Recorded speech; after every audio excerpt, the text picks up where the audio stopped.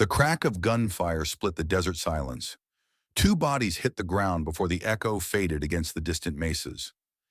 Mason Blackwood holstered his Colt Peacemaker with the casual precision of a man who'd done it 1,000 times before. The smoking barrel left a scent of gunpowder hanging in the still air. 20 yards ahead, a woman collapsed to her knees, Apache by her dress. Blood darkened the sleeve of her buckskin garment. Her breath came in ragged gasps as Mason approached, boots crunching on the sun-baked earth. Her fingers clutched a small leather pouch with desperate strength. "They're dead," Mason said, voice rough as stone. "You're safe now."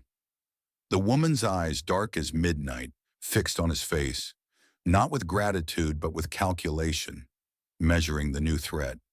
"Keep it safe," she whispered, her accent thick but words clear. "They will kill us all for it." Her eyes rolled back, consciousness fleeing. Mason caught her before she hit the ground, the mysterious pouch still clutched in her iron grip. He looked back at the two dead men, bounty hunters by the look of them. Not the first to die in this god-forsaken stretch of Arizona territory, and certainly not the last. 2 days later, the sun beat down on Broken Creek like God's own judgment.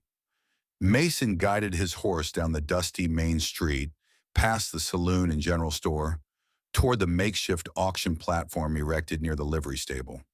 A crowd had gathered, men mostly, their faces shadowed by wide-brimmed hats.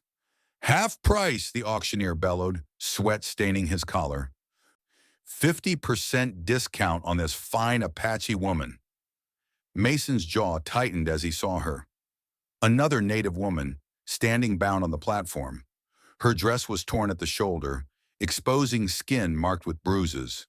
Unlike most captives, she didn't struggle or plead. Her face was a mask of dignified resignation. "Who will start the bidding? She's strong, good for work, or whatever else you might fancy." The men shifted, spat tobacco juice in the dirt, but no hands raised. Mason studied the woman's face, then noticed the marks on her wrists. Rope burns, fresh and raw, identical to those on the woman he'd rescued. When the woman turned slightly, Mason saw it. The same tribal marking on her neck, partially hidden by her long black hair.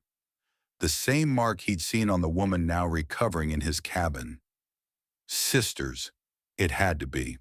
"No takers. Come now." "Gentlemen," Mason raised his hand. The crowd turned, murmurs rippling through the gathered men. "The stranger bids. Anyone to counter?" Silence hung heavy as a thundercloud. "Sold! To the man with the union coat." Mason approached, counted out the coins, and fixed the auctioneer with a stare that made the man step back. Without ceremony, Mason drew his knife and cut the woman's bonds. She swayed slightly but didn't fall. "What's your name?" Mason asked. Her eyes, dark and wary, met his. "Eagle Feather." "I'm Mason Blackwood. Your sister's at my ranch, recovering from gunshot wounds." Her stoic expression cracked, just for an instant. "Sarah lives?" "For now. Come with me if you want to see her." As they walked away, Mason felt eyes on his back, calculating, hostile.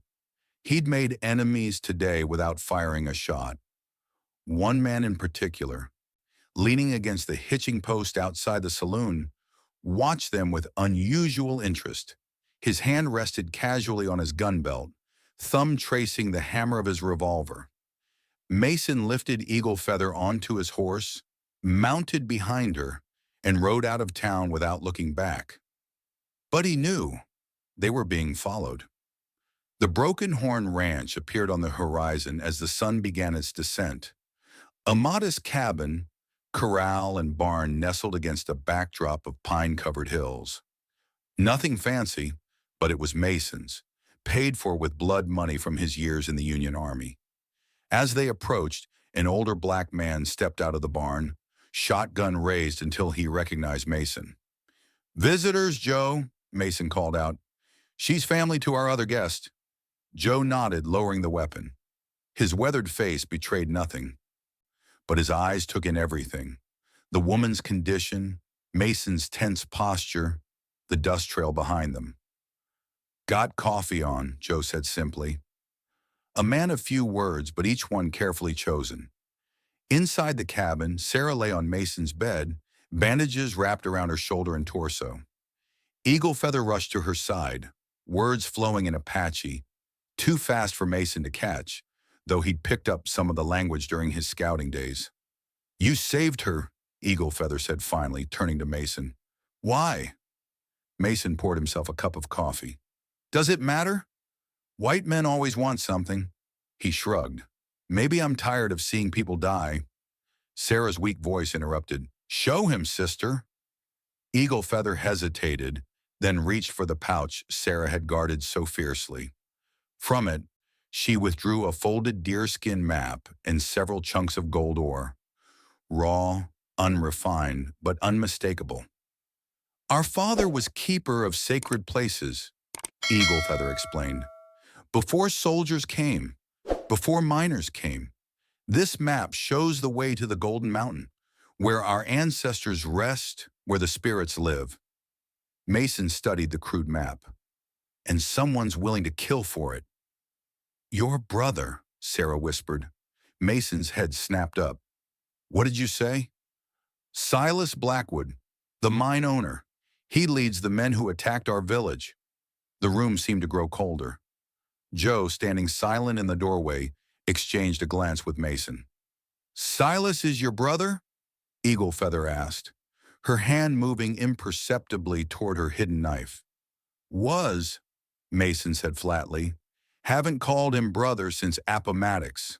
The war changed him, made him cruel, or maybe just revealed what was already there." Joe nodded. "Man came back from war with the devil riding his shoulder." Mason set down his coffee cup. "If Silas is involved, you're in more danger than you know.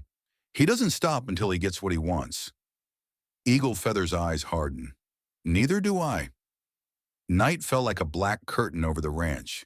Mason sat on the porch, rifle across his lap, watching the darkness. Joe had taken first watch from the barn loft, offering a clear view of the approach. The cabin door creaked.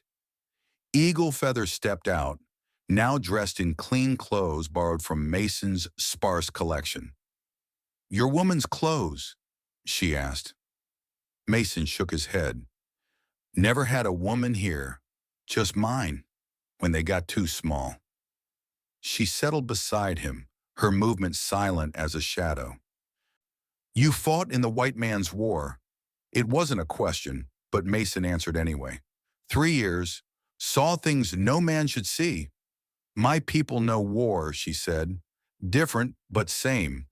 She pointed to a faint scar on her forearm. "Comanche raid. I was 14. Before Mason could respond, a flash of light caught his eye, a match being struck in the distance, quickly extinguished, but long enough to spot. "Get inside," he said, rising slowly. "Tell Joe, visitors." Eagle Feather slipped inside without argument. Mason counted to 20, then fired a shot into the darkness. The response was immediate. Gunfire erupted from 3 directions, bullets splintering wood around him. Mason rolled behind a water barrel, returning fire methodically.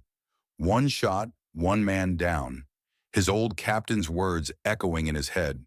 From the barn, Joe's shotgun boomed twice. A bullet grazed Mason's arm as he reloaded.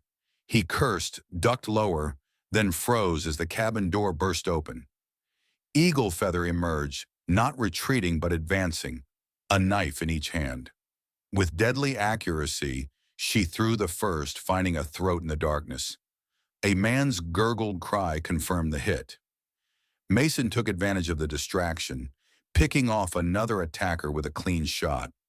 The return fire lessened, then stopped altogether. In the sudden silence, he heard the thunder of retreating hoofbeats.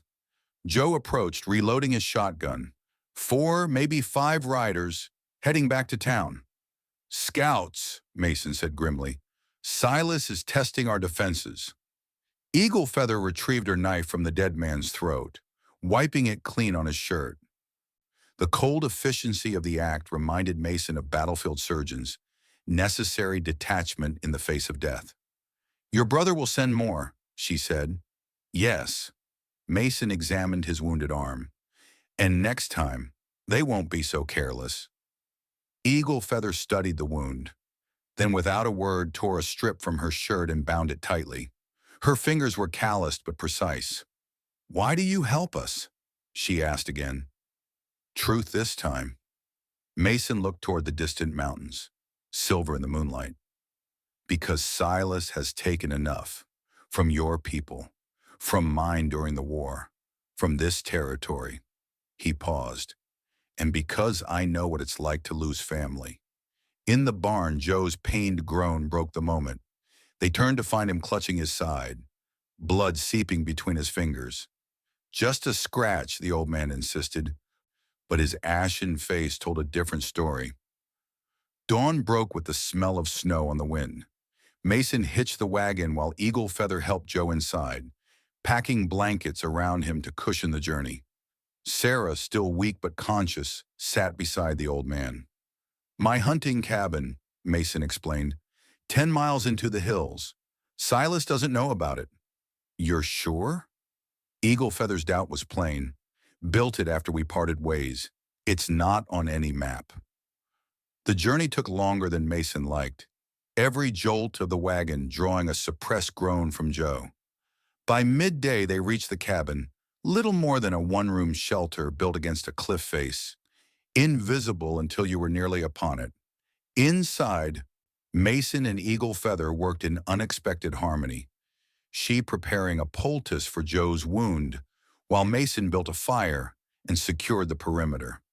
When Sarah feverishly mentioned the approaching cold, Mason wrapped his own coat around her without comment. That evening, while Joe and Sarah slept, Mason cleaned his Colt by the fire's light. Eagle Feather watched his hands, the mechanical precision, the reverence for the weapon. "Teach me," she said suddenly. Mason looked up. "You already know how to kill." "With knife, yes. With gun, no." Her eyes reflected the flames. "To protect Sarah, I need to learn." Mason considered, then nodded once. He emptied the chambers, explained each component as he reassembled it. When he placed the weapon in her hands, she held it with respectful caution. 6 bullets, he said. "Make each one count." The next morning, in a secluded clearing, Mason set up empty bottles on a fallen log. Eagle Feather's first shots went wide, but by the third attempt, she had grasped the fundamentals. Her hands, steady with a knife, learned the revolver's different balance and kick. As they practiced, Sarah emerged from the cabin, moving slowly but with determination. She watched her sister master this new skill with somber eyes. "The Gold Mountain," she said when Eagle Feather took a break to reload.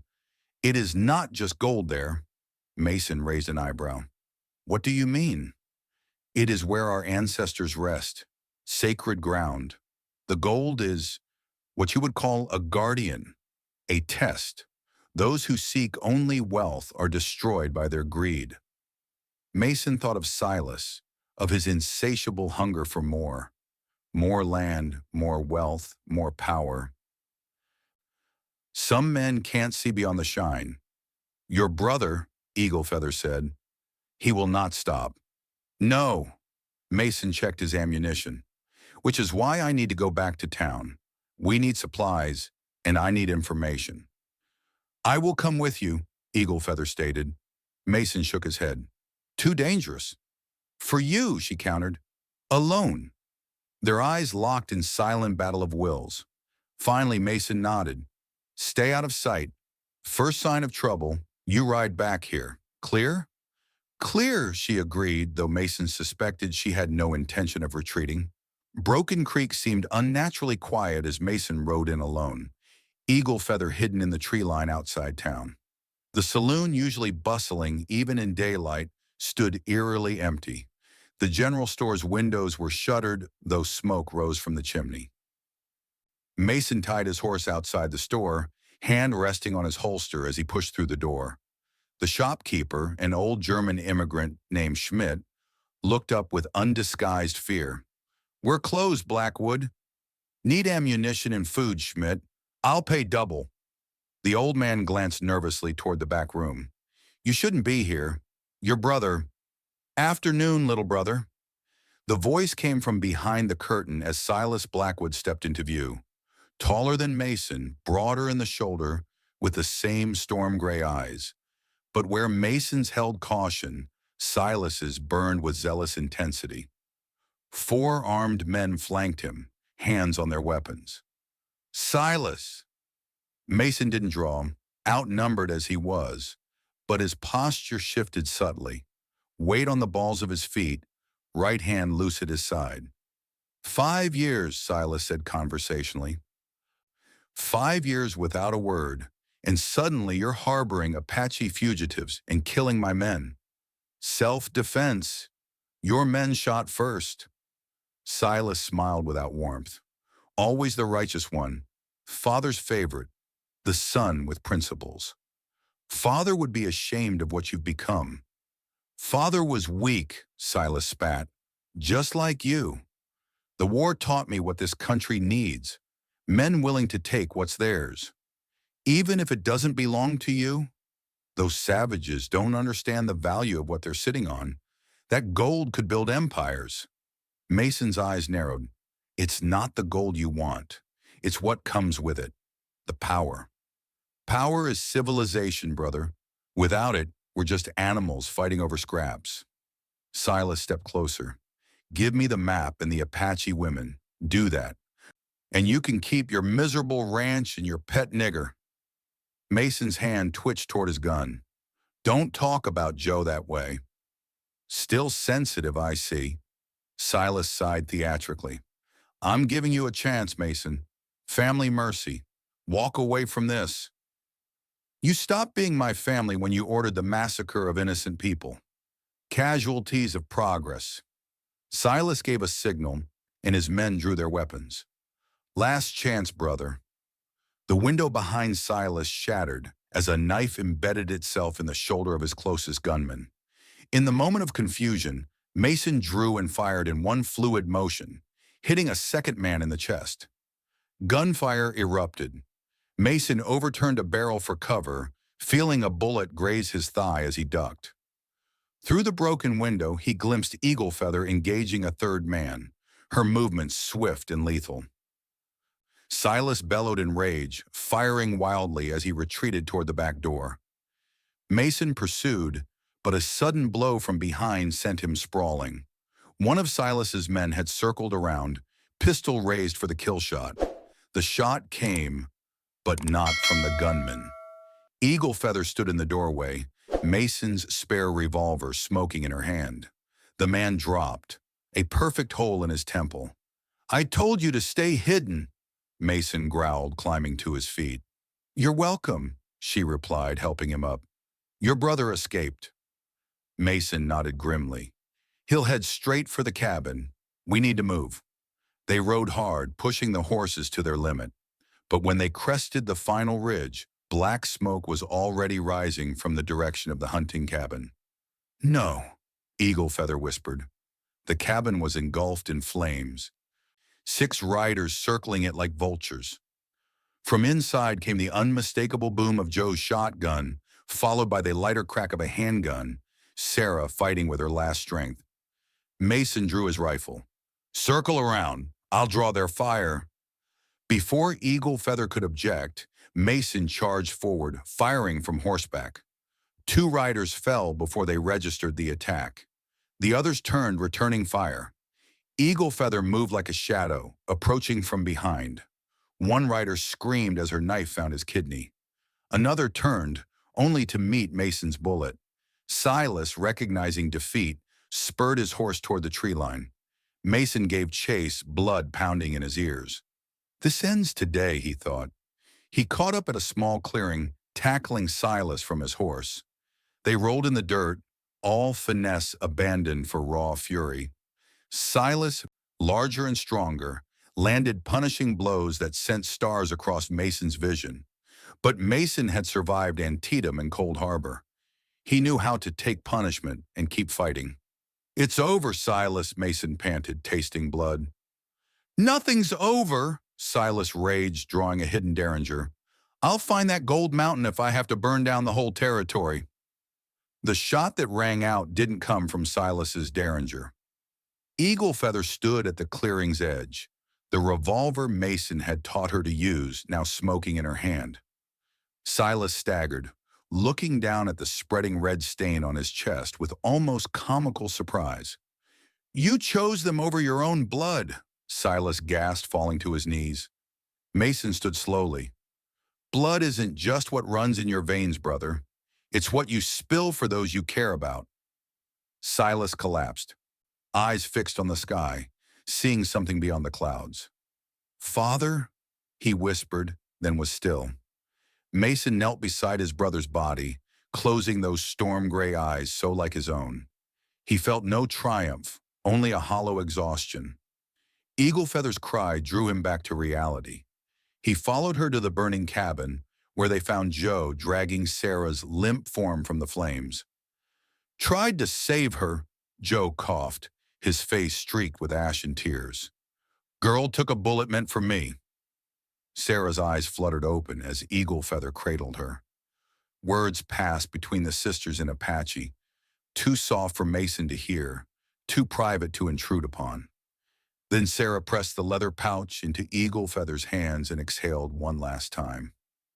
3 days later, Mason stood beside Eagle Feather on a high ridge overlooking the valley. Below them, the Broken Horn Ranch seemed small and fragile against the vastness of the territory. Sarah had been buried according to Apache tradition, her spirit released to join their ancestors. "What will you do now?" Mason asked, breaking the long silence. Eagle Feather gazed toward the distant mountains, the golden mountain of her people, still hidden, still safe. "My sister died protecting our sacred land. I will continue her fight." "Alone?" She turned to him, the wind lifting her hair. "Are you offering something, Mason Blackwood?" "A partnership," he said carefully. "My ranch, your knowledge, Joe's cooking." The ghost of a smile touched his lips. "Could be worse arrangements. And the gold mountain? Stays where it is. Some things aren't meant to be disturbed." Eagle Feather studied him, measuring his worth one final time. Then she nodded. "I will stay, not because I cannot leave, but because this is where I choose to fight." As they rode back toward the ranch, Joe waiting on the porch with his shotgun and a pot of coffee, Mason felt something he hadn't experienced since before the war. The weight of a promise worth keeping and the lightness of a burden shared. 6 bullets in his revolver. 1 promise in his heart. It was enough to start again.